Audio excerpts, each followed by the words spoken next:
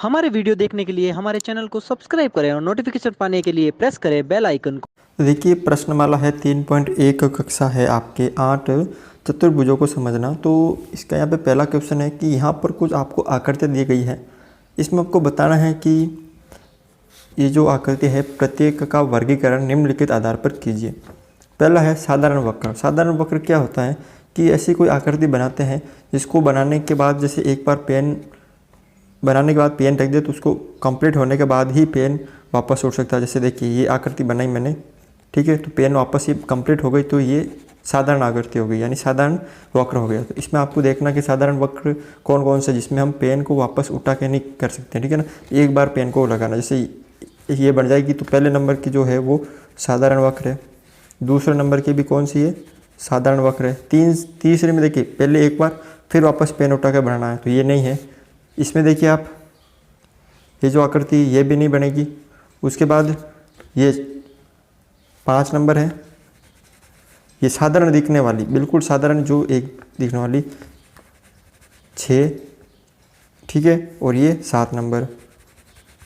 फिर है साधारण वक्र बंद वक्र, तो ये सारी जो थी वो वापस साधारण बंद वक्र है क्योंकि सभी क्या है, बंद है। देखिए ये वाली ये वाली ये वाली ये वाली ये वाली सभी बंद है। बहुभुज, बहुभुज क्या होता है, 3 या 3 से अधिक भुजाओं से घिरी हुई बंद आकृति, भुजा होनी चाहिए, ठीक है। देखिए एक तो ये वाली हो गई, एक ये वाली हो गई, ठीक है, और 2 ही है इसके अंदर, यानी पहले और 2 नंबर वाली, ठीक है। उत्तल बहुभुज, उत्तल बहुभुज क्या होता है, ऐसी आकृति जिनके विकर्ण कहाँ बनते हो, अंदर की तरफ बनते हो, तो ठीक है।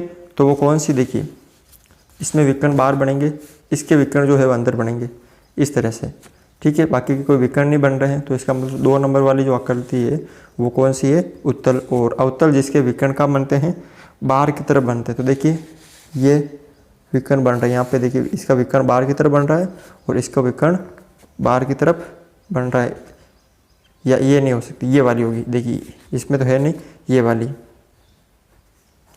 ठीक है, ये वाली।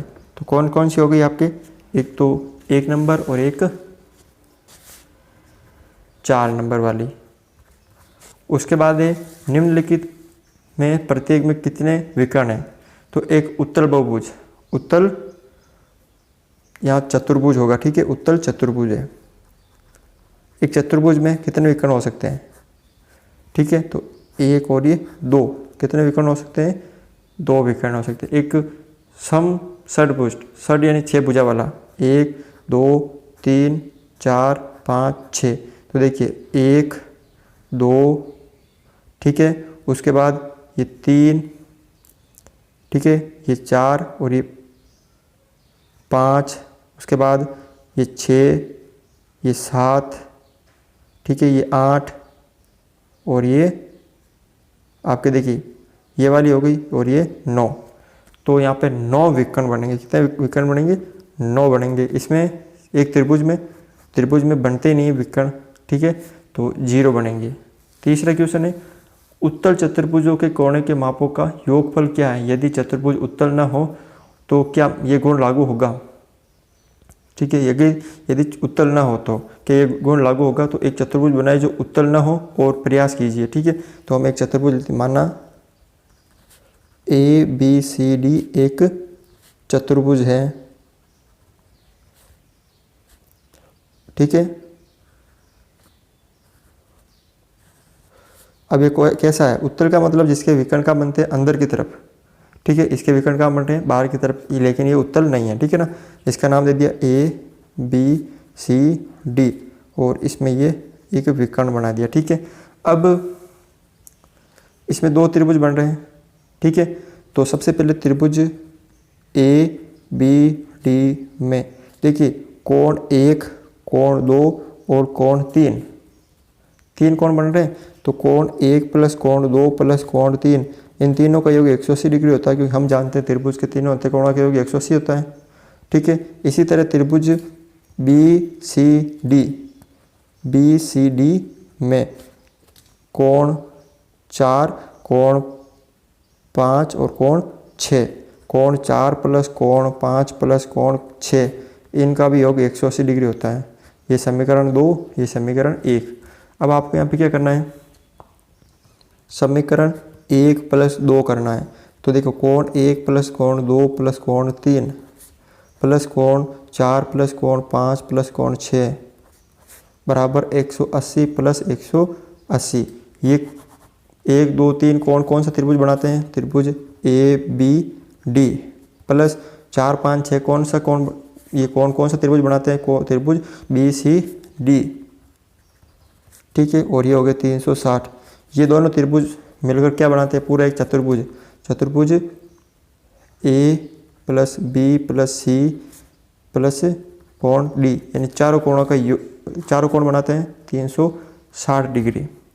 ठीक है, तो इसमें क्या दे रखा कि उत्तल चतुर्भुज के कोणों की मापों का योगफल क्या है। तो उत्तल का मतलब होता है जिसके विकर्ण क्या बनते हैं, अंदर की तरफ। तो चतुर्भुज का ये है, तो चतुर्भुज के कोणों के मापों का योग क्या है, 360 डिग्री है। तो इसमें लिख सकते हैं कि हाँ, यदि चतुर्भुज उत्तल न हो तो ये गुण लागू होता है। ठीक है, तो आप इस तरह से इसको सरल कर सकते हो। देखिए क्वेश्चन नंबर 4 है, यहाँ पर तालिका की जांच कीजिए और प्रत्येक तालिका को त्रिभुजों में बांटिए और कोणों का योगफल ज्ञात कीजिए। तो पहला दे रखा है आकृति। देखिए यहाँ पे त्रिभुज है, इसमें ये दे रखा है, इसमें 2 त्रिभुज बन रहे हैं, इसमें 3 त्रिभुज बन रहे हैं, इसमें 4 त्रिभुज बन रहे हैं। ठीक है ना, तो भुजा देखो इसमें 3 है, इसमें 4, इसमें 5, इसमें 6। कोणों का योगफल, एक त्रिभुज के तीनों अंत कोणों का योगफल 180 होता है। तो 2 त्रिभुज हो गए, तो इन दोनों त्रिभुजों का मतलब इन पूरी आकृति का कोणों का योग कितना हो गया कि भाई 180 को 2 से कर दो, जितने त्रिभुज बन रहे हैं उनसे उनको गुणा कर दो, यानी ये भुजा है। अब एक बहुभुज के कोणों के योग के बारे में आप क्या कह सकते हैं कि जिसकी भुजाओं की संख्या निम्नलिखित है। तो आप उनके कोणों के जो क्या बताना, आपको योग बताना है कि इनके कोणों का योग क्या है। तो ये देखो, इसका मतलब यहाँ पे त्रिभुज है और ये 4, इसका मतलब ये 4 क्या है, भुजा। 5 यहाँ पे भुजा। तो सूत्र क्या बनता है, आपको मैंने बताया था पिछले वीडियो में कि किसी भी बहुभुज के अंत्य कोणों का योग ज्ञात करने के लिए क्या करते हैं, सूत्र होता है n-2 × 180, यानी n यानी भुजा की संख्या है, 7 - 2 × 180।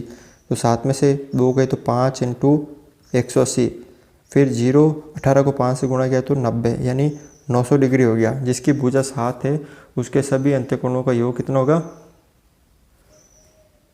900 डिग्री होगा। फिर 8 है अगर भुजा, तो n-2 × 180, तो 8 - 2 × 180, तो कितने, 8 में से 2 गए तो कितने बचे, 6, 180, 0, 8 संग 48, हासिल के 4, 6 और 4 10, 1080 डिग्री हो जाएगा। जिसकी भुजा 10 हो तो n-2 × 180। ठीक है, तो 10 - 2 × 180 यानी 8 × 180, तो 0, 8 × 8 = 64, 6, 8 और 6 14, यानी 1440 डिग्री होगा। जिसकी भुजा n हो, यानी n-2 × 180। अब इसकी भुजा ही n है, यानी यही है, तो n-2 × 180 डिग्री। ठीक है, तो यही होगा इसका सूत्र। यह है, इसको आप आगे सरल कर सकते हो। 180 को n से किया तो 180n - 360 डिग्री, ये भी हो सकता है या ये भी हो सकता है। क्वेश्चन नंबर यहाँ पे है 5, समबहुभुज क्या है। अब समबहुभुज क्या है, तो मैंने आपको परिभाषा बताई, ऐसा बहुभुज जिसके सभी कोण तथा भुजा समान माप की हो, उसे हम क्या कहते हैं, समबहुभुज कहते हैं। अब एक समबहुभुज का नाम बताइए जिसमें 3 भुजा है। 3 भुजा वाले समबहुभुज को क्या कहते हैं, हम कहते हैं उसको त्रिभुज। 4 भुजा वाले बहुभुज को चतुर्भुज। 6 भुजा वाले बहुभुज को षष्ठभुज या षड्भुज। ठीक है, है।